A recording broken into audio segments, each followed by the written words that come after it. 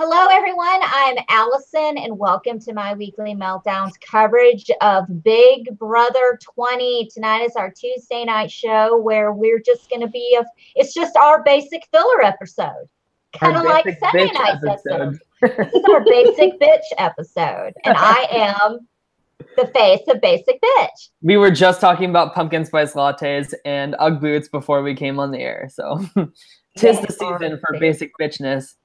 It is basic bitches come out of the woodwork the minute it hits September 1st. We're crawling out of the woodwork. We're just waiting. We come out during brunch hours. That's when we come out. Mm-hmm. Basic bitches for brunch. But it just came out that Allison doesn't own a pair of Uggs. She owns generic. I find that right. I was gonna say like she has to own like at least like the fake Uggs. Yeah. Look, so can someone please send like the kind that you find like on the floor at like a Walmart clearance section. No, the ones at like Costco, like you know the ones that they sell in bulk. I'm thinking more like shoe carnival. Oh my God! Will somebody get this woman some Uggs? Little rack room shoe, actual bear claw. God, rack room. About earlier. Rack room is so terrible. Like whoever their visual merchandiser is, like seriously needs to be fired. Just girl, what size shoe do you wear? I wear 6 in boots because you got to wear socks, but I wear a 5.5 in regular no sock shoes in case anyone's wondering. Hello, Rebecca and Linda. Do what? I said you probably can put you in a kid size. It'd be cheaper. I wear little boys tennis shoes in a size 4. Yes, it's cheaper to buy it that way. It actually, that's one of the benefits of having a son. When he outgrew his tennis shoes and I didn't get boy nasty, I would wear them to like do housework. Work. Anyway, yeah, you miss nothing because when I say it's true. Yeah, we're very light on coverage of actual Big Brother stuff that happened because literally nothing happened of like a game in the show. I mean, like this is such a slow week. Besides Kaycee solidifying her right as a winner. Right. We'll get there. We'll get there for sure. But oh wait, I just found my AirPods. They were in my pocket the whole time. That's funny. Anyway, are those AirPods in your pocket, or are you happy to see me? Oh, I'm always happy to see you, Deb. But yeah, so let's break down the episode. So of course, Kaycee won ahead of household, and you know everybody knew right away, like of course it's going to be Haleigh on the block. Of course it's going to be Haleigh targeted. But the big question mark was who was going to sit next to Haleigh in the nominations chair. And that was really like the extent of the episode in terms of strategy. We heard, I do want to talk about Haleigh's really piss poor attempt at trying to campaign to keep herself to stay. She just kept repeating to Kaycee the whole time, I have you. I have you. I have you. I have you. Ding, ding, ding. Like Big Brother, like production, they literally made like a game out of it because that's how often she was repeating herself. And instead of saying, I have you, I have you, I have you, like, yeah, no shit, because you're like backed in a corner and you have nothing else to say. You know, Haleigh needs to be thinking like, what can I bring Kaycee that somebody else in level 6 can't, you know? Take it a step further and kind of make like a good solid pitch for yourself instead of just saying, I have you, even though I nominated you twice. I have you, I have you, I have you. Yes. How about a good solid pitch of how good the other people are over her? Yeah. So. Kind of like you had me at HOH. Right. Right. Yeah. Well, you had me on the block twice, bitch, too. So. Right. Exactly. Yeah. And then, so Kaycee ended up putting up Sam next to Haleigh. And I liked the strategy from level 6 in terms of like trying to think of like what's the best way to go about putting her on the block.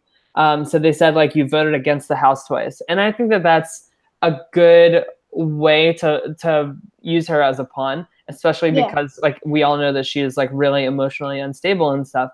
It makes the reason really grounded, which is easier for her to digest. Right, but they also assured her prior that she's not the target. just to keep her calm, and they, told her to stay calm. She's not going.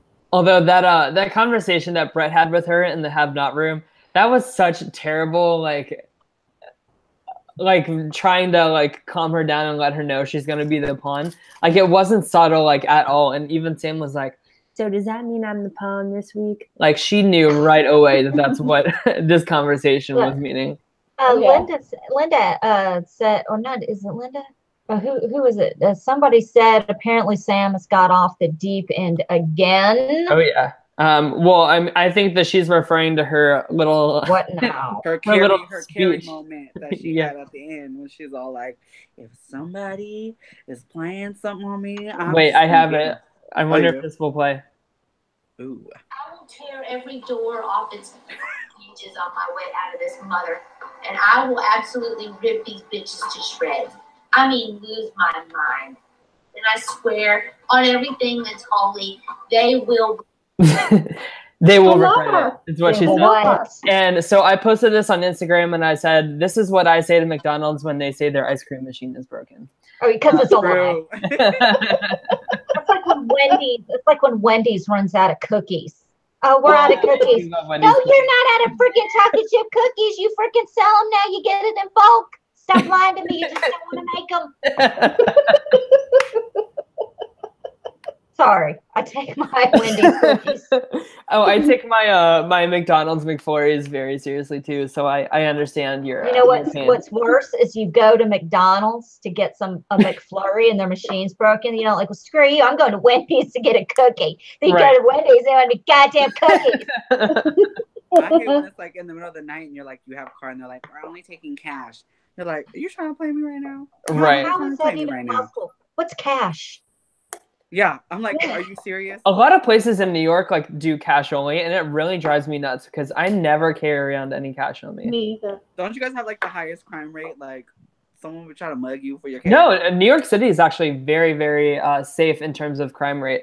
Baltimore, which is where I'm from originally, they were ranked the #1 most dangerous city in America. Fun fact for you. I have a question real quick, though, kind of off topic of Big Brother for just a minute. Today is 9/11, by the way. Oh. And I just wanted to bring that up real quick. And since you are in New York, Tyler, I was just kind of curious, what is the vibe like there today? What is it like in New York when it's 9/11? Yeah, so I'm not currently in New York City, like in this moment. I traveled home today because I was supposed to be dog sitting. Okay, where's the mute button? Very funny. But so last year I was working in Soho, which is very close to the World Trade Center. And so you guys have all seen the pictures of like the lights that they do shining like throughout the sky.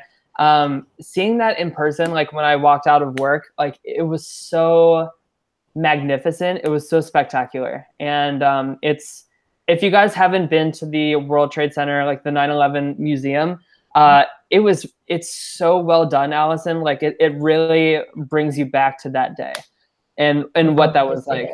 And the memorial itself is so beautiful. And the only thing that kind of irritates me is that a lot of people, they come and take like selfies, like smiling in front of like what is really like a grave site for like thousands of people that died that day. And I just think it's super disrespectful. So, yeah, kind of like Donald Trump today, fist pumping. Right, exactly. But to answer your question, Allison, like I would say that New York gets a little quieter that day, a little more reserved, but also a little more kind. Like there's not like a lot of stranger to stranger aggression that you see like on a daily basis otherwise. Because I think that people put aside all of that and they really remember how much New York really came together that day. Because they even like shut down like all the subways. Like people were literally walking across the Brooklyn Bridge home from work that day and stuff. And to see like a city unite like that so quickly, and especially the New York Police Department and like the first responders, which I had no idea Tom Westman from Survivor Palau was one of the first responders for 9/11. I saw that on the Survivor Reddit today.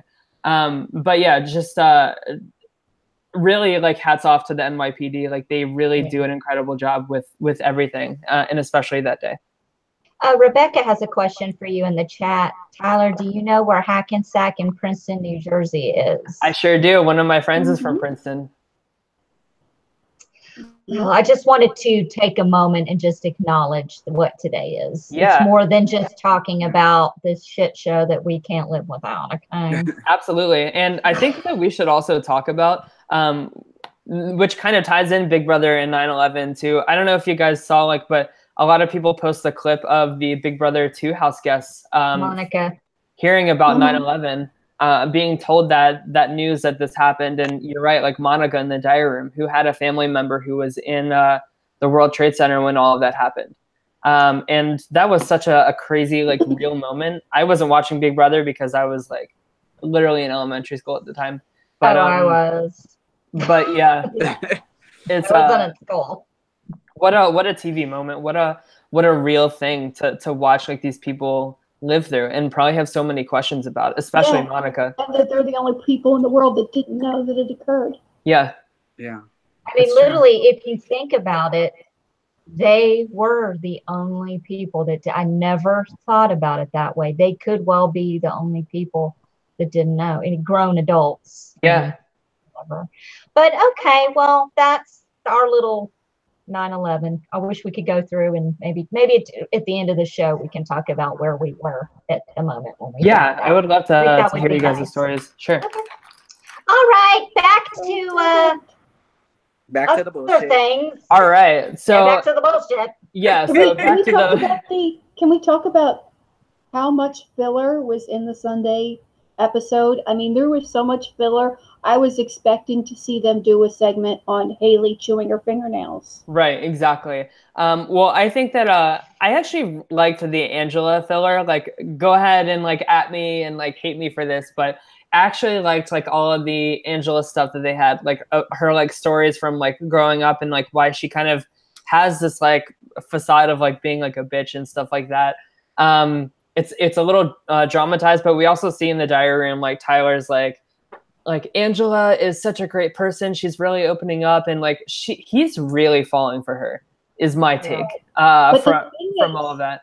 Yeah, I do see that. And the thing is that the jury is not going to want to psychoanalyze Angela's childhood tragedies. Right. They don't care about her childhood tragedies. Well, she hasn't told them. No, yeah, and that's the thing. That's how I feel. Because when I was watching, like, oh, like that's nice. Like, you know, you finally get to see a different side of her. You know, like she's peeling back a layer. Mm-hmm. But then at the same time, I'm thinking, okay, well, I still feel the same about her because why is it up all the way up until this point you finally share when I'm just like, when all the other people that are now in jury, they are not going to know any of that information. The only person that's going to know that information is America that's watching right now and Tyler. So it's like irrelevant at this point. Right. She's like, oh, that's sad, but okay. Is she planning on using that in her jury speech or something like that? And the thing is that that's just blame shifting. Okay, I treated you like shit because I hate my mother. They don't care. Let me just tell you something. There comes a certain point in your life that dog don't hunt anymore. Okay, you've got to be an adult and just own up to it. Yeah, I had a shitty childhood, but you know what? It shaped who I am, and I like who I am right now. So yeah. And then we also got a segment of her and her sniffing prowess. You know, for God's, can we smell bullshit? I smell filler episodes. Right. I smell we ran out of content. And of course, like, right, exactly. But they weren't able to stretch the engagement far enough because it only lasted almost a half an hour. Right. Well, she of course said that like Tyler was amazing, but then she also said that Derek smelled amazing too. So maybe Angela really has like a sense for like sniffing out like the Big Brother masterminds. You know what I mean? Like if she's on like a returnee season or something, maybe she can oh, yep, this is the person that's going to do well in Big Brother and probably win. Like a pig that finds truffles? What's that? Like a pig that finds truffles? Wait, say that again? A pig that finds truffles. Oh, exactly. But yeah, I thought it was a funny segment. Like, yes, it went on like too long. Like, I think that was legit a whole segment, like from like commercial to commercial, was about Angela's sniffing. But Allison, what do you think? What do you think that I smell like?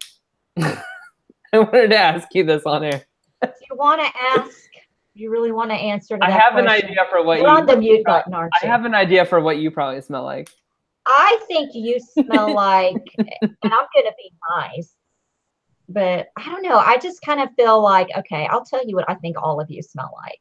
Okay. Okay. I think Tyler smells like Axe body wash and a nice cologne.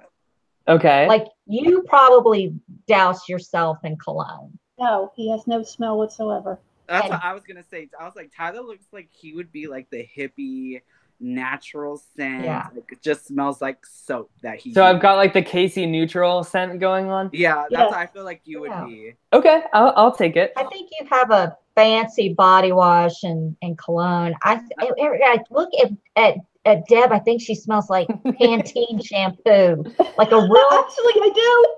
I know. See, here's the thing, like a shampoo. You know, when you get up next to somebody, and you're like, oh my god. Yeah, like Deb smells like Deb suave, smells like Mystic Rain or something like that. Deb smells like Daisy from Marc Jacobs. Like she just has that like one cologne that she's that she sticks to and she's devoted to, and that's like it. It's true. It's true. I feel like Andreas smells like a fruity lotion. That is like, so true. Like a mango, maybe a touch of berries. I totally. Coconut.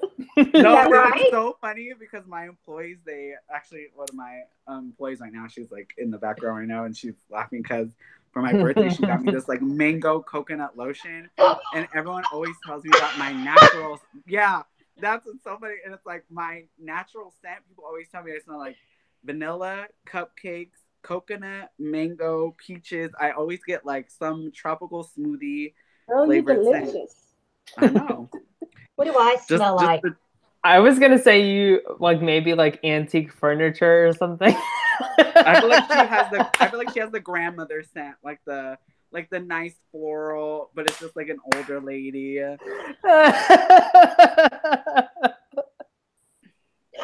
Fuck no. That's what Sam smells like. I smell like I've got a lotion that I got for Christmas to my sister-in-law, and it's a pineapple Bath and Body Works thing, and it came with a spurt spray. So I smell like a what? A what spray? You said a spurt spray? What kind of spray? Okay, spritz. Spritz it. And I do a little like when I do myself, and I do the pits. I do it all. Did you get asked in casting what you smell like, and you think that maybe you weren't like Angela compatible, so maybe that's why they didn't put you on the show? I mean, maybe when I told them that I could sniff a bowel movement, tell you what you ate, I think that might have turned them off. Yeah. So I'm rethinking that. I know the poo. Okay. I know the poo. Like when you eat bologna and then 3 hours later you fart and it smells like a bologna sandwich. Oh. I can't even tell you the last time I had bologna. Who eats bologna? Okay. Anyway, so yeah, so now we know what everybody smells like. That's great. Like I thought, okay. There are two things about the engagement segment. Before we get into the great part of it, I just want to say, and I wish we had Made in the Shade. Somebody said we got to do Made in the Shade again. Yeah, where did that go? I miss it. I don't know. But here's the thing. Evil Dick said, he made a comment on Twitter about the engagement with Victor and Nicole. About everybody wants to talk about love at first sight when she was over there jerking off Cody under the sheets every night. How's that love at first sight? Yeah, I mean, he's not wrong though. It's not. Or Corey was saying how he wants to get invited to the wedding since he's paying for it. I'm like, Right. That's not true. Like, that is very revisionist history. If anybody technically paid for Nicole's wedding, it's Paul, because he sucked so bad that he lost in Big Brother 18. And the only thing Corey did for her was give her multiple orgasms throughout the day, at least 3 times a day. Right. Hey, you know, that is amazing. I have no problems with that. You can't put a price on camera. I don't care. You can't put a price on multiple orgasms. You can't put a price on an orgasm. Listen, here's the I don't know. I would price it at about 500,000. I am. No, it's a continuous. Oh, think about it. It's a. Oh my God! It's infinity, and you can't. That's a nice thought. Somebody giving me an orgasm besides myself 3 times a day is just great. Sometimes you are the only person that knows you best. Sometimes it's just like, okay, get out of there. Let me do it. Just watch. You know, you like anyway. Give me a break. Oh my God! Your head is sweating in my crotch, and it's just awkward. Ew. Ew. Here's the thing. I'm an emotional person, and I choked up during the engagement. Yes, are you? Yes, I choked up during the engagement, and I 100% believe that Nicole was surprised. But I don't know what I was more emotional about, the engagement or Victor cutting his hair. Yeah, I like that. That was so awkward because Nicole was like, "Holy crap, you cut your hair." And like she couldn't even focus like on like him proposing to her because she's like, "You changed your whole look. Holy crap." Oh my God. Is it okay? What are they saying in the chat that BB hasn't been renewed? I think it'll be renewed. We'll talk about that after the engagement shoot. Okay. It will be. Engagement shoot. Engagement or proposal. That's what I mean. Sorry. I thought it was super sweet. I thought it was really cute. The future Mr. and Mrs. Arroyo, and she's just like Arroyo. But yeah, I think that he looks cute, but I think that he looks better with his like Jon Snow kind of look. Oh, at least leave the facial hair on the face. Yeah, he looked like a totally different person. He looked handsome, but I miss the hair and the face stuff. The only awkward part though was like the footage that they showed of like them two in the house together. Hold on, what? Hold on, what did you say? The footage? The footage. You said footage. You're turning into Angela. You're turning into Angela. You can't pronounce stuff. The face. Anyway, the footage of them two in the house together, like they were trying to make it seem like they were a couple like in the house. And I was like, this is not a thing that happened. Like the poor casuals are probably like, what is happening? No, but the thing is that it was quite clear that he was smitten with her while they were in the house. Oh yeah. Right. So I mean, don't know why she ain't that cute. I'm sorry. Okay, look. I'm with you. I get it. I never liked her from day one. Even in her first season when she was with that little surfboard boy, what's the name? Hayden, yeah. And I was like, okay, whatever, that's cute or whatever. I like it. Fine. It'll work. And then she comes back and I'm like, oh my God. I'm like, I'm gonna have to deal with her and her annoying accent and her crying about some bullshit that don't even matter. And then she ends up winning, and I'm like, okay. I like her hair cut off. I like her hair short. I do too.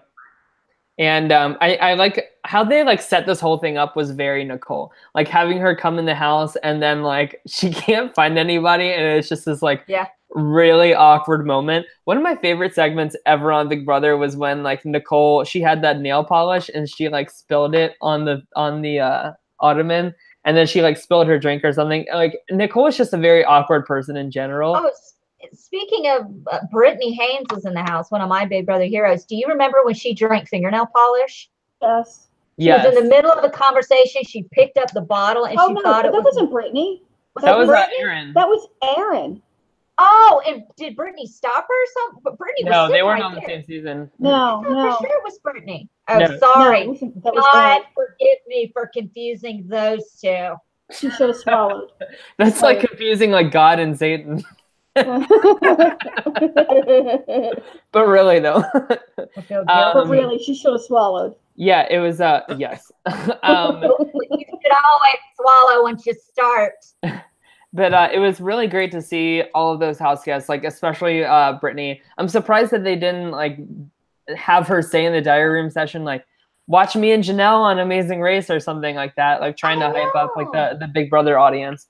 But also very happy to see Danielle Donato. Can we say how fabulous she looks after just having a baby like a week and a half ago, 2 weeks ago? Absolutely. We can talk about Danielle for like an hour. She is my favorite Big Brother US house guest of all time. She popped that baby out in the limo on the way to the show. Yeah, and she still looked fantastic. And I'm so glad that her and Dom are like super cute together, and like they're like crazy in love, and like all of their photos are really adorable. And it was just really great to see her, and it's really happy and reassuring to me that like production is like in good like cahoots with her, because if there ever is a Big Brother All-Star season, Danielle Donato has to be back. She has to. She has to. She's so great, and she would. My money would be on her for the win. So I was very happy to see her. Although, like, I didn't really understand. I feel like every other house guest kind of had like somewhat of a connection to Nicole, like some reason for being there. But Danielle Donato, like, I didn't know that her and Nicole were like close at all. You know, I had no idea either. That's why I was surprised. Yeah, but I will never complain about a visit from Danny D in the Big Brother house. Never. Can we talk about how successful Big Brother is with getting people together? They're more successful than like The Bachelor and The Bachelorette. So I read on Reddit because somebody was talking about that, Deb, and one of the top comments actually brought up a really good point. So instead of going on superficial like dates where like there's a lot of pressure and like getting to know somebody in like a really superficial environment, and then like starting to worry about money and like the stress of real life and stuff like that, like you are in a house 24/7 where you can really focus on bonding and like making like a true connection with somebody, whether that's friendship or a relationship in love. So that's why they think that Big Brother has a really high like success rate with love, especially compared to something like The Bachelor or something like that. And I totally agree with that. Yeah, because you're going in to play a game and the love happens incidentally. Yeah. You know, you're not going in with a preconceived notion that I'm going to meet the love of my life. Yeah. You just go in, I'm playing a game, and then it happens. And every single Big Brother couple has been like, to me anyway, has seemed like super genuine and really cute. And I really support like them together. And I think it's great. And I want to see it continue. Tyler, stop playing with the potato chip clip. Sorry, it's really shiny. I keep hearing it. Sorry.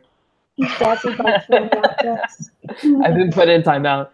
I almost called you my son's name. Jacob, stop. Okay, anyway. And then what else did we see? Another segment of Haleigh saying, I have you, I have you, I have you. And the hula hooping. Oh, I'll let you handle that. Go ahead. The greatest thing was watching little JC with the hula hoop. Because I used to do that with the hula hoop. I used to be so tiny when I was like 5 years old that I could do that with a freaking hula hoop. And I would do that and do it on my arm. Man, I would get into the hula hoop. I hope if I ever get in the Big Brother house, they let me have one. I don't know. I just thought he looked so dang cute. You probably still can do it. Yeah, probably. Yeah, but then it ended with like a bad like pun from Brett where he was like, you really get around. Like that was like the whole point of the segment, was this like really terrible joke to like end it off. And I'm like, oh my God, like these producers are like desperate for some content this week. There was a conversation, somebody brought it up in the chat. Benita did you see the conversation between Brett and Haleigh talking about Angela and Tyler Showmance? I actually just watched this video on YouTube when I got home from work today. And Haleigh and Brett were talking about Tyler and Angela and how they've both changed since they're kind of starting to really like each other, and how when you're single, you act a certain way, and then when you get in a relationship, things that you used to laugh about and do, you stop doing. So Brett was talking about their body language has changed. They're not joking about certain things anymore. Angela's not flirting back with him and all this stuff. And it's like, how can you tell me you guys are not in a showmance? I am so tired of hearing about the Tyler and Angela showmance. Who gives a shit if can the Big Brother producers, I know you don't listen to me, but please stop putting together 15-minute segments on will they or won't they, because we don't care. Well, until level 6 starts turning on each other, they're like they literally just don't have like anything else to show. Yeah. Andreas, tell us, what do you think about that? The showmance, whatever. Makes me want to throw up. Literally. Like, I don't know. I don't feel, it's like, you know, when you like feel something when you're like, oh, this is kind of cute. Like, I even felt something for Swaggy C with them ugly Swaggy C shirts and Bayleigh together. Like, I'm like, okay, like, but with them two, I just feel like it feels forced, and it just, I don't know. Like, it's just like, you know, like when you like go on a date with your friends, and there's always that one couple where you're just like, oh, like they're just so awkward, and they're just so like, you're just like, can I just hurry up and get the check, please? Because it just does not feel right. Like, they just feel real creepy. It's like, that's how I feel. Like, if you went on a date with them, like, Angela would just stare at you with her, like, bitchy-ass face, and then Tyler would just be, like, waving his curls with his greasy-ass face, and it would be boring. She does, and, like, you're saying funny shit, and she's not laughing, and it makes you feel like, insecure about yourself. It's like, I am funny. Why aren't you laughing?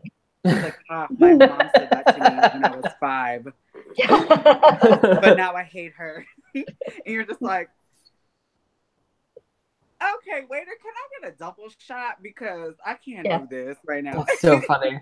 I don't need any food. I just need alcohol. Yes, I have an empty stomach, but you try sitting at this table. I'm like, you sit at this table and you tell me you're not going to be on a liquid diet. Thank you. Exactly. Okay, make that stat. Thank you. And buy one for yourself. Do you think it's genuine? Do you think it's genuine, though, their like for each other, or is it convenient? I think it is genuine, but I don't think it will work out once they're out of the house. I think it's like what you said about how Big Brother, why they're so good is because they're lasting relationships, but it's only because I feel like why relationships last longer there is because when you do go into the house, you don't have the intent on meeting someone. And then when you do meet someone, it's like not like traditional dating where you're like, you go on a date and then you go apart, and then you go on a date and you go apart. It's like you see that person every day, so you have no choice but to get to know that person, be around that person all around. So it's like, I feel like for them, they think that they like each other because they're around each other all the time. You don't have that opportunity to ghost them after a date. Exactly. And then you don't have the point to realize, well, maybe there's other good people out there because you're not away from that person. You're always there. So you're just like, well, we in the house together. There ain't nothing else to do. I'm tired of using my left hand. You got 2 more hands. Yeah. Let's just make this happen. Let's ship it up. You know? It almost feels like it's like almost as if they're the last 2 single people in the house and they have to be together. Yeah, it's like a marriage of convenience almost. Yeah, like you're physically fit, I'm physically fit. Let's just have physically fit babies. Right. And I gotta say, like, it really is causing a lot of problems for Tyler's game. Like, it's really starting to unravel here. And it's all like really pointing back to this, you know, like JC is no longer under Tyler's control, and he's like freaking out about Tyler and Angela. And so is Brett as well. And, you know, Kaycee is, I feel like, the most focused one out of everybody in level 6 on winning and like not only these competitions, but like winning like the long-term game. Tyler is definitely not as focused as he once was. He's really letting all of this showman stuff really distract him. And that's what it is. It's a distraction from like him thinking about the game moving forward. It's almost as if his game is going backwards. Yeah. And what you were just saying about Kaycee really focusing on the game, she's so focused on it that Haleigh is kind of at peace about walking out the door this week because she's, you know, made good with her that, you know, it's not personal and, you know, it's just a game move and, you know. That's what you do. You don't like slam them and try to say like, tell your friends I had the power app on the goodbye message. Like, I cannot believe when Tyler did that last week. Like, oh, that dumb ass. So cocky, so like insincere, like so like boastful. Not that like Scottie really had anything nice to say to Tyler walking out either, Mr. Hilton Head. But yeah, like I mean, like Kaycee kind of buttering up Haleigh on the way out the door when it was Kaycee that nominated her and sent her out, you know? Yeah. Can we talk about Scottie for a second? Sure. Did he what was it we were talking about earlier this week or this weekend about Scottie possibly might be banned from Big Brother after this season? Definitely banned from Big Brother after this season. For what he said about Hilton Head on the live show that got bleeped out and nobody really heard. Yeah. What is that about? Well, it had nothing to do with him saying that. It had everything to do with him saying that during the live show and the producers having to work fast to bleep it. They are well aware that you are not allowed to use profanity during the live show. They're told, they've signed off on it, they are aware. And for him to use it in a speech, it was blatant, like disrespecting of the rules. Exactly. It was definitely blatant disrespect. And it wasn't like, you know, where you accidentally drop an F-bomb. Do you know what I mean? If you accidentally say something in the heat of the moment, or, you know, like when you go out to Julie and she asks you a question and boom, you accidentally drop something. Right. But no, this was a rehearsed speech. So it was definitely blatant. It was intentional. Yeah. Yes. But then again, like, let's go back to like Janelle and Big Brother 6. She says, "Bye-bye, bitches," at the end of the show. Bitches is different, though. You can say bitches. So? You can say bitches. You can? Yeah, you can say bitch on national television. Okay, yeah, I guess you're right, because we've been calling Angela like the ice bitch or whatever. Yeah. Do you think that, speaking of which, do you think Julie Chen will be on the show Thursday? Yeah, let's talk about that. So for everybody that doesn't know, Les Moonves has who is Les Moonves, for people who don't know? He is the head of CBS. He is the latest casualty in the hashtag #MeToo movement. Many women have come forward and said that he was really inappropriate and had some misconduct with them. And Julie Chen has posted on her Instagram saying, like, "I stand by my husband, like these claims aren't true." I actually just read a few minutes ago that she is scheduled to appear on The Talk on Thursday. And I guarantee you, like, they're gonna talk about this. Yeah. But I mean, if she's scheduled to be on The Talk, I'm sure she's gonna be on Big Brother on Thursday, because she's gonna do the Wednesday show, though. Is she on? She's not on the Wednesday show. No. She's never on the Wednesday Veto shows. Can I just throw a hat in the ring? Sure. What? I want Dr. Will to replace Julie if she leaves. What about Arissa? Oh, I would love that, but it's not gonna happen. Yeah, that's way too good to be true. It's too good to be true. I want Dr. Will. As much as I love Derek, I don't want Derek to host Big Brother. No. Fuck that. If Derek hosts Big Brother, that's gonna be so awful, because he's gonna do every show like, but then again, we have Kaycee who's winning all these competitions. But then again, we have JC who hasn't been on the block. And right, like, stop like playing Big Brother for 2 seconds. Right. And I like about Julie, she's like, when she starts the show, it's very like dramatic and very serious. And we just cut like right to the show right away after some like, I don't know, really like a vague phrase about like drama. What's happening? Speaking of drama, what's going on? Oh, you got drama? Trace has got drama, but we want to hear the drama. That's why we're here. Tell us. I'm getting yelled at right now. Why? So much stuff going on. I don't know. Because I think someone got locked out of my house. That's why. How dare they yell at you? I know. How dare they? Carry a key, bitch. But yeah, so I think if Julie Chen is scheduled to appear on this Thursday of The Talk, where they will talk about like real personal stuff, you know, she doesn't talk about her personal life on Big Brother at all, except for like the one time she mentioned that she was pregnant in Big Brother 11. That's like the only thing I can think of when she even like remotely talked about her personal life. I mean, she has the nickname Chen Bot for a reason on Big Brother. Well, can we talk about whether or not it's going to be renewed? Do we know anything about that? I mean, Celebrity Big Brother has already been renewed, which had much lower ratings than Big Brother US does. So if that's already renewed, like, I'm really not worried about it. Yeah, I don't think Big Brother's going anywhere anytime soon. It's a real big hit for CBS. Renewed. Yeah, and it will be. They usually wait anyway. If you think about it, like all of the people that we're close with and we're friends with, we are with them because of Big Brother.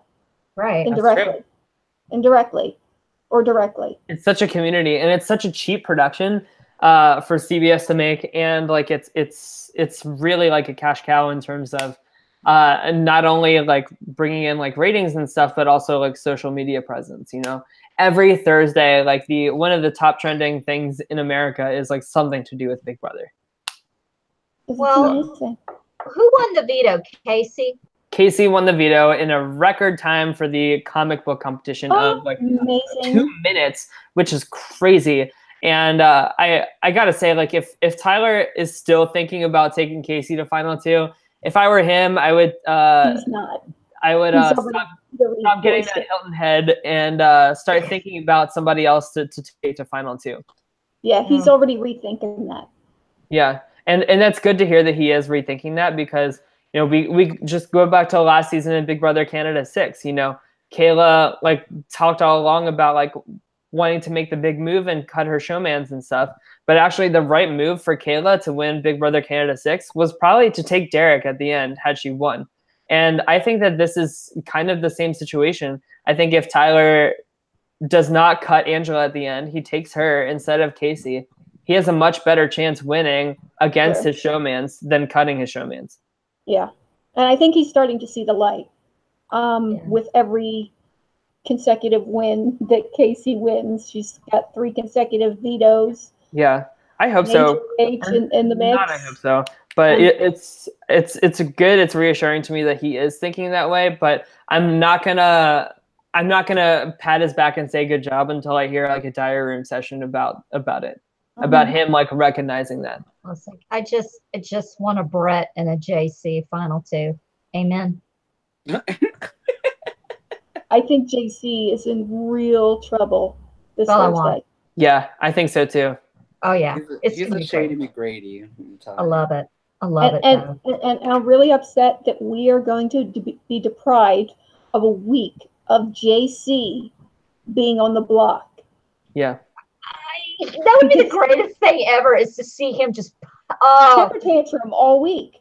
Yes, on the floor crying. Yes, literal temper tantrum. Wouldn't it be crazy if Sam won HOH for the double eviction? She's gonna do whatever Tyler tells her to. She's gonna be like, well, because that whore's gone, I'm gonna nominate the second biggest whore, which is Angela. Literally. Well, the thing is with, double eviction HOHs, they're so random. So it could be anybody's game. It really is like a carnival game. It's going to be where they have to answer question, true or false, A, B, or C, something like that. And you have to think about who is good with that kind of stuff. Or sometimes they have to take like a little something and like weave it through a maze. Oh no, see, Kaycee's not playing, so they're not going to have that. Right. But the good thing is for Kaycee, the good thing is that she stayed loyal to level 6 for her HOH, and everybody's quite aware of it, and nobody at all felt in danger. So I don't think that they would try to blindside her. Yeah. You think? God, I want Brett to win HOH so bad. I would love for Brett or JC to win HOH here. Oh, God, that would be crazy. I kind of think Angela's going to win it. I don't know. I just have that thought. Yeah, I'm kind of getting that feeling too. If she does good for her, I mean, like, I feel like so many of the competitions this season have been won by women, which is good. Girl powers. Exactly.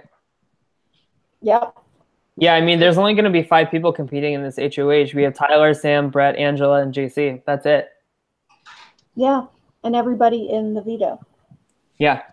Everyone in the literally. Yep. So everybody gets a chance to save themselves. Well, there In hasn't other been much. words, Yeah. Another opportunity for Kaycee to win her 4th consecutive veto. Yeah, I mean, like, this is just fast forwarding, like, a way to, like, get level 6 to turn on each other quicker, and I'm ready for it. I'm excited for it. I'm here for it. Well, I'm ready for them to eat each other alive. I can't wait. Yeah. I'm living for it. I can't wait. Well, this was pretty much a filler episode Sunday night. I can't wait for tomorrow night. This is kind of our filler episode.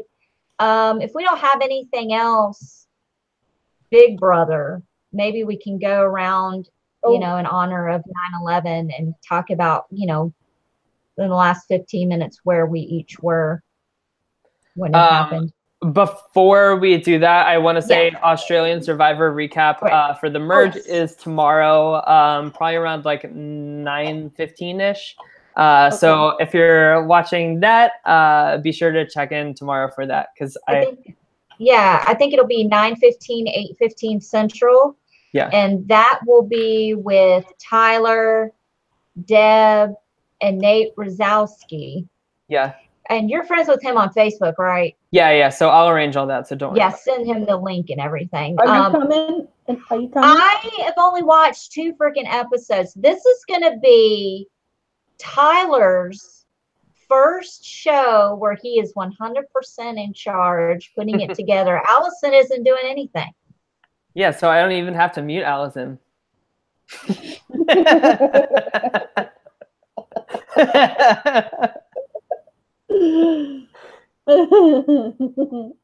Oh, I can't unmute. Wait.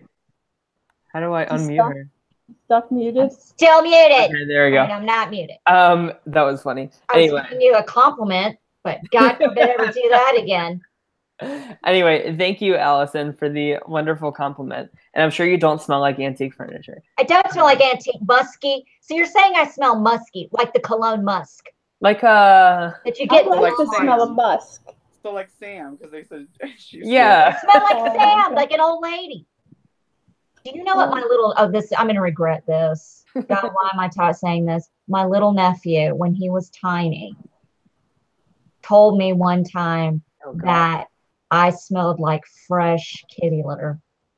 Oh, at least it's fresh kitty litter. You know, when you that Febreze kitty, when you open it, Debbie gets it. Mm-hmm. Clean it. It's like, it's because I asked my nephew, I go, what does my house smell like? He goes, it smells like clean kitty litter. It smells like you, Aunt Allison. And I was like, oh my God. That's okay, funny. You're like 3. I won't backhand you. It's okay. And I don't believe in child abuse, so don't even start. So anyway, back to the 9/11 thing. I know. Well, you guys go ahead first. Who wants to go first? I don't. I'll go first. I kind of have PTSD over the whole thing, so I don't. Oh, do you not want us to talk about it? I kind of don't. To be honest with you, it really triggers me. It was not good.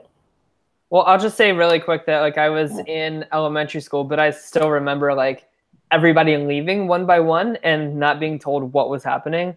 And not until like my mom finally picked me up was what I was told what was happening. And I didn't really wrap my head around like the reality of it, like probably until I was in high school. You know, I was in 5th grade at the time, so I was too young to kind of process it. Yeah. Same. Because we're like the same age, so it's like literally the same thing. But I mean, one thing I did want to say was like, because I was having this conversation with some of my employees, because they're like all teens, and I just was like realizing that most of them don't know 9/11 like in reality, and they only know it through their history books. And I just think it's so crazy that like, I mean, not saying that we've been fortunate enough to like witness something like that, but it's just like we saw that history in real time versus absolutely in the history book. So it doesn't mean as much to them as it does to us. So I felt like that was kind of like pretty cool. That it's like it means more to us. I feel like because we were there and we know the effects. We know what really happened because we saw everything just kind of just fall. Like you know, I don't know. It was just crazy. It's just crazy to think about it. I'm like, oh my God, like one, that made me feel kind of old, and two, it kind of made me feel like, well, that's cool that at least like I was there for something that means something, you know, right? Brought us together as a country, basically. Yeah. And Allison, did you want to share like anything, like just like quick, just so that we don't like trigger Deb or anything? I'm sorry, I just think it's important because people want to hear the story sometimes, and it'll be brief. Well, when on Tuesday, September 11, 2001, I was 24 and I was working for Union Planners Bank. I was a wire transfer specialist, and I monitored and the incoming and outgoing wires, which is money transfers through banks. And we worked through the Federal Reserve. And I had one of my friends, Sam, we sat in half queues. He and I cut up all day. He was like my buddy, right? And Andreas, you remind me a lot of him, which is kind of funny. But he was taking a wire and he was talking, and he went from being like how happy he was all the time to like kind of, oh, really? This. He just spins around in his chair and he goes, Allison, he goes, a plane flew into one of the World Trade Centers. And I was like, where's the World Trade Center? I mean, I didn't know the fucking World Trade Center. I couldn't think, you know, I was like, where is that? Is that New York? And he was like, yeah. I was like, those big buildings? And he's like, yeah, I've never been to New York. Okay. And the money stopped coming. You know what I'm saying? Like, we weren't getting any transfers. Nothing was coming through. And so I lived down the street from my work, and this other lady lived a little bit closer. So she ran home and got a TV. And we were watching this whole thing unfold, and we were all quiet and silent. And it was really, no one was talking. Like, it was very odd. We went down in the big break area, and everybody was watching on TV. I mean, you couldn't take your eyes off of it. Yeah. And my son was in pre-kindergarten at the time. He in this little church, and I immediately called, and I'm like, do we need to come get the kids? You know, and they're like, no, they're fine. They're safe here. And it was just a very surreal, tomorrow's my brother's birthday. So his birthday will forever be overshadowed by 9/11. Because we all tried to go out to dinner the next night. And it was like, happy birthday. You know, I mean, it was very sullen.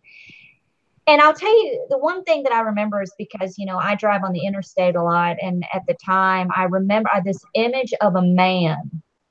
He had on a baseball hat, no shirt, cargo shorts. He had on a cape of some kind. I forget, and it looked very weird. But when I was driving on the interstate and going under the overpass, he had the biggest American flag I'd ever seen, and he was waving it. And I'm getting chills just thinking about it. And we were all honking. And he was just like, yeah, America. And it was like, wow, that's a moment. That it was a moment for me. And, you know, I grew up in a post 9/11 world. And my son, this was a month to the day before his 5th birthday. I remember maybe less than a week after that, I picked him up and planes were back in the sky. And he saw what he thought was an airplane, but was actually a helicopter. And he started getting upset, and he covered himself like this in the back seat. And he thought that the plane was going to hurt us. And it was very odd because, you know, I didn't really think to talk to him about it because he was so young. I didn't realize that he really kind of had an idea what happened, like, you know, a little 4-year-old, you know. Yeah. And I actually had to have a talk with him about how we were safe and it was okay. And of course, my son, being as intelligent as he was at 4.5, was like, those people thought they were okay too when they went to, but you know what I mean? Like, it just gave me goosebumps how smart he's a very smart kid. And it just, the one thing about 9/11 that I will say is we will never be that harmonious again, unfortunately. We have not come together in the United States as one since that era. And it makes me sad that we are nowhere even close to where we were. I'm not, you know, it was a horrible, tragic event, and I hate it, but it brought everyone together. And it just makes me sad that you should never forget 9/11 ever. You should think about it, not every day, but it should be in your mind. We are vulnerable. We're in the United States, and this could happen again. Don't just remember it on 9/11. Mm-hmm. Don't sit there and go, oh, today's not, you should think of it. You are an American. We are in an amazing country.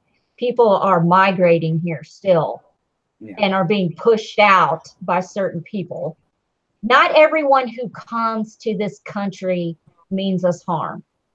These people are leaving their countries that are in the worst conditions you've ever seen to come here to have a good life, to help. This country was built by immigrants. This country was built by Irishmen, by Englishmen, by all kinds of people. And you can't, and to tell people they can't come here, I personally, there is no just white people that run this. You know what I'm saying? Like it is a melting pot of everyone. And that is the one thing that I love about this country, is how there are so many different people, black, white, Asian, whatever, straight, gay, trans, whatever. That's what to me makes this country so beautiful. Mm-hmm. And I hate that there are people who are Muslims, Americans, who are still ridiculed and spit upon because of their religion when they had nothing to do.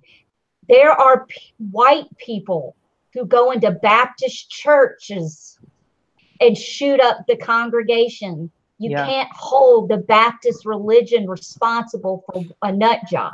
Yep, that's a great metaphor there. And to me, it just, yes, we remember what life was like before 9/11, and now we was the first time and only time I can remember actual history unfolding in front of my eyes. And I'm guilty. I don't think of 9/11 all the time, but it is a very important part of our history, and it is sad.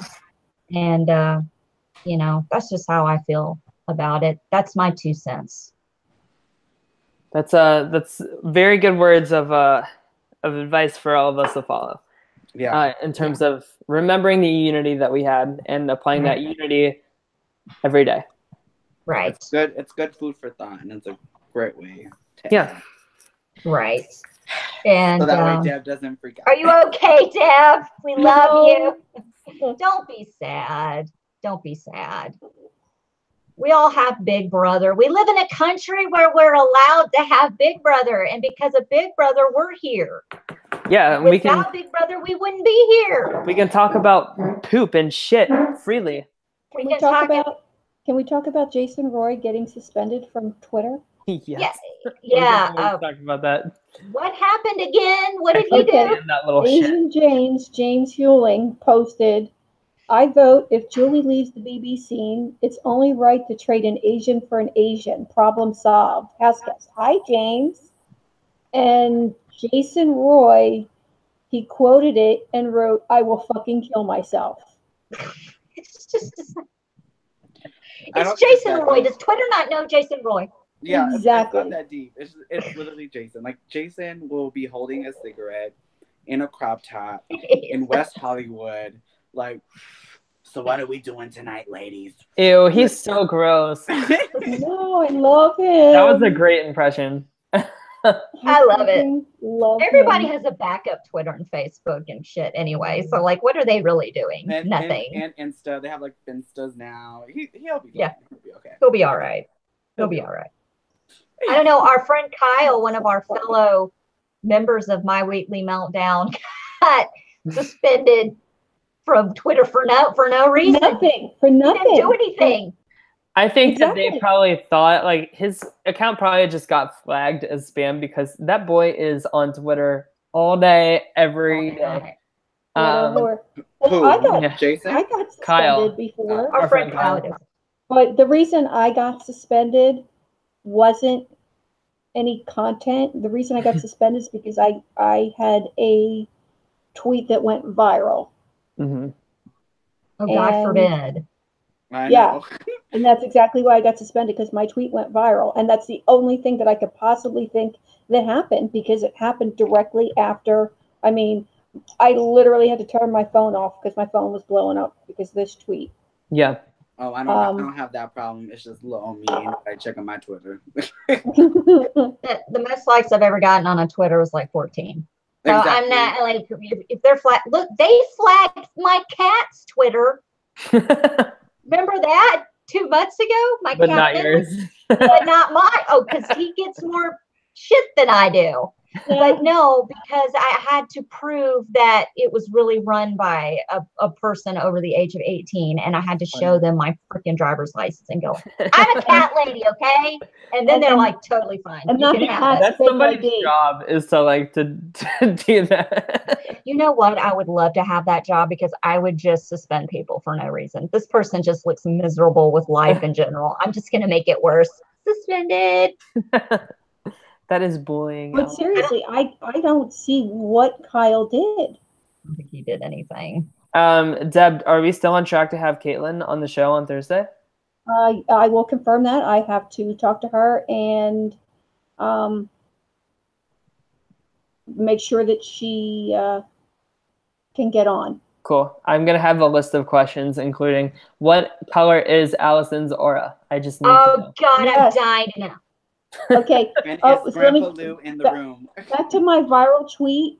It was liked 32,000 times. It was retweeted 19,929 times. It was a political tweet, we'll just say. So, and it had 1,810 responses. And what did it say? And it had 2.26 million impressions. It was calling him out on his bullshit, Donald Trump. Oh. The Trump stuff. See, as much anti-Trump stuff that you post, I mean, it's just funny to me that Jason Roy is suspended for saying he killed himself over James Hewling twit. You know what I'm saying? It's just my cat gets flagged. It's just hilarious. Yeah, Twitter's very strict these days. It's so random. It's so random of what gets flagged and what doesn't get flagged. You know, there's people that are, you know, we have certain people that are terrorizing the whole country. And then people like Kyle that gets banned for nothing. Yeah. Just saying. Do you guys have anything else for tonight? I have to pee. Oh wait, that's Tyler's thing. That was my freezer. It just made like a weird sound.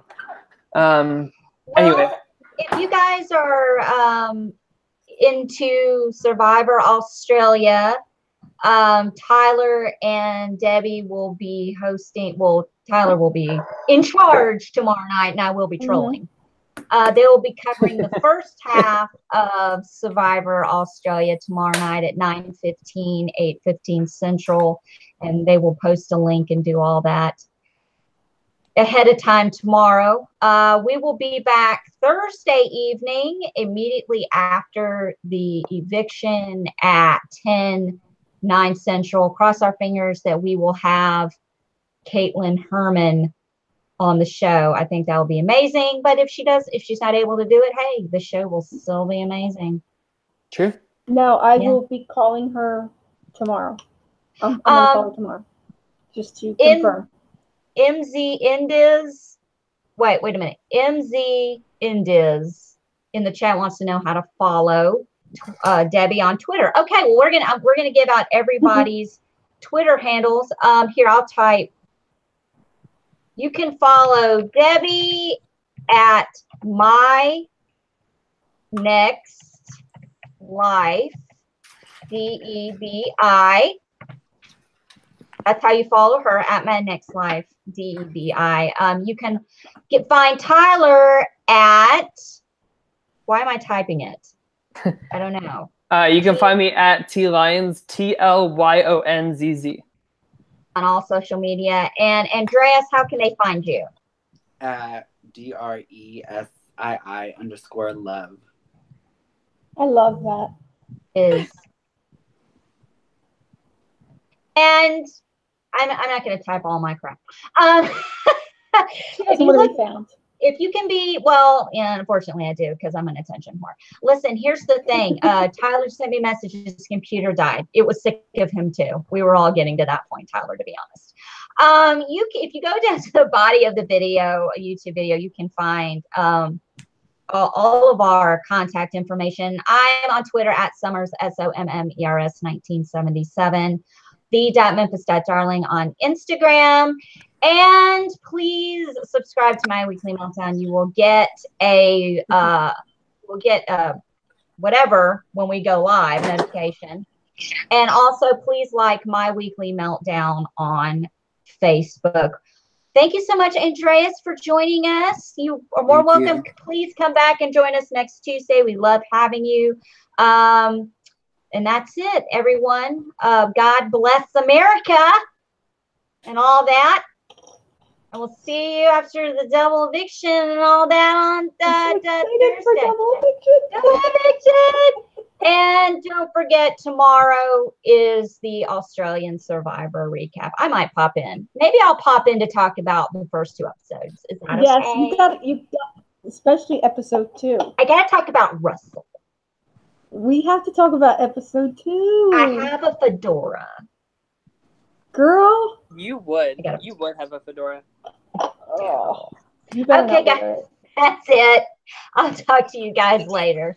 All right. Good Bye, night. Felicia. Bye. Bye, Felicia.